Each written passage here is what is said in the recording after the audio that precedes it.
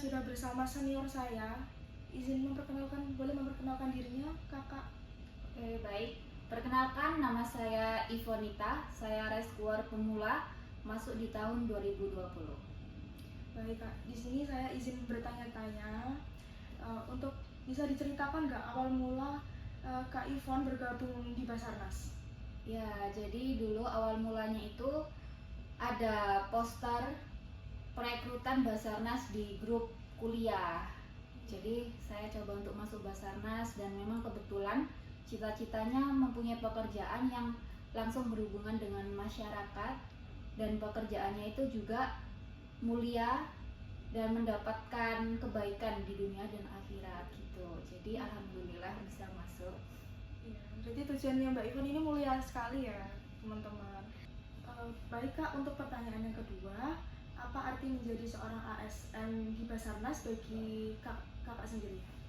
Oke, bagi saya ASN di Basarnas ini adalah suatu keberuntungan dan anugerah karena ini adalah doa-doa dari orang tua dan saya juga bisa bekerja di Basarnas. Selain bekerja untuk masyarakat, itu juga bermanfaat bagi saya untuk mengembangkan diri. Ya, berarti sesuai dengan apa yang diinginkan sama Mbak Ivon ya? Iya, betul. Untuk ini nanti pertanyaannya bersinggungan dengan nilai-nilai core value ASN ya Pak, berakhlak. Pertanyaan yang pertama, dalam tugas penyelamatan yang penuh risiko, bagaimana Kak Ivon sendiri memastikan pelayanan terbaik bagi masyarakat?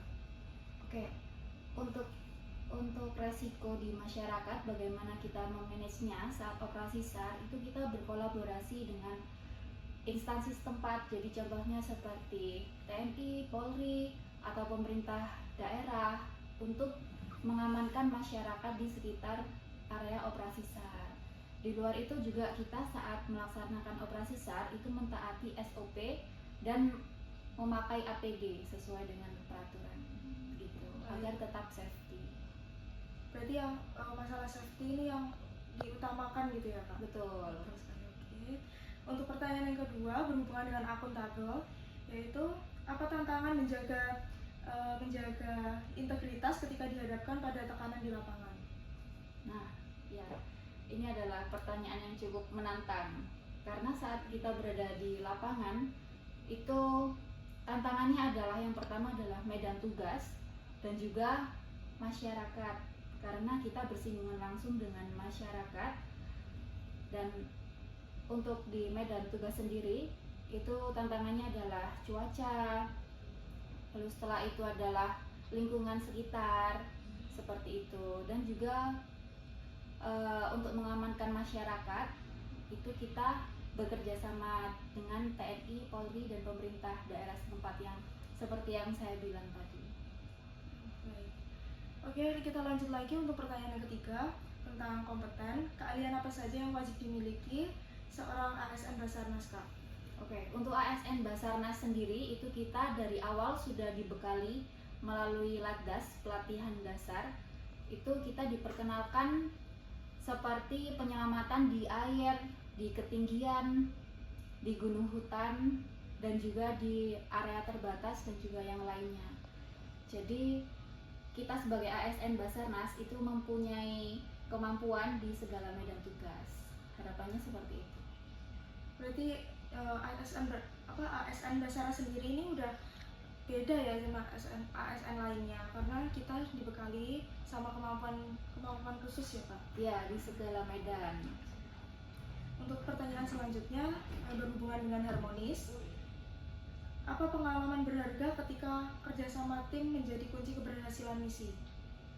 Oke, salah satunya sebenarnya ada banyak, tapi ini yang paling berkesan itu waktu saya sendiri mengikuti operasi KMP Tunu Pratama Jaya yang tenggelam di Selat Bali. Itu yang paling berkesan adalah kita bekerja sama dengan banyak stakeholder, mulai dari TNI, Polri, instansi lain seperti BMKG dan yang lainnya, karena itu adalah operasi SAR yang bertaraf nasional, jadi itu berkesan bagi saya. Jadi ini Kak Ivan sendiri udah pernah mengikuti operasi di taraf nasional. Oke, pertanyaan selanjutnya berhubungan dengan loyal. Bagaimana Kak Ivon memaknai loyalitas terhadap negara dan kemanusiaan saat menjalankan tugas SAR? Oke, untuk loyalitas sendiri, kita di Basarnas dari awal itu juga sudah dibekali Latsar. Itu kita harus dituntut untuk loyal terhadap pekerjaan kita, karena kita melayani masyarakat dan bekerja dengan hati. Untuk pertanyaan selanjutnya berhubungan dengan adaptif. Teknologi SAR terus berkembang dari peralatan penyelamatan hingga sistem informasi. Bagaimana cara Kak Ivon beradaptasi? Oke, itu memang berkembang secara pesat dan alhamdulillah Basarnas selalu update tentang peralatan seperti itu. Jadi untuk mengatasinya kita selalu latihan. Jadi kalau ada salah satu personil yang ditugaskan untuk mengikuti pelatihan atau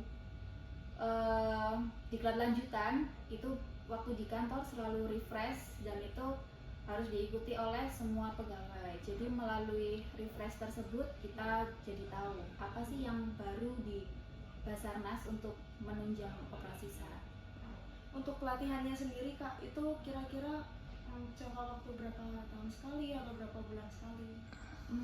Beda-beda, tetapi kalau untuk diklat lanjutan itu setiap tahun ada, seperti water rescue, high angle, confined space, gunung hutan, itu selalu ada yang baru. Jadi setiap ada personil yang ditugaskan, itu waktu pulang ke daerah harus menyampaikan kepada teman-teman. Baik, untuk pertanyaan yang terakhir berhubungan dengan kolaboratif, Kak Ivon, Basarnas sering bekerja lintas instansi bahkan lintas negara. Seberapa penting kolaborasi dalam operasi SAR menurut Kakak? Oke, untuk kolaborasi dalam operasi SAR sangatlah penting. Jadi Basarnas itu tidak bisa bekerja sendiri. Waktu operasi SAR itu kita juga sangat butuh kepada relawan-relawan yang membantu. Lalu kalau untuk lintas negara itu juga sangatlah penting karena kita bekerja juga dalam keselamatan di pelayaran dan juga penerbangan.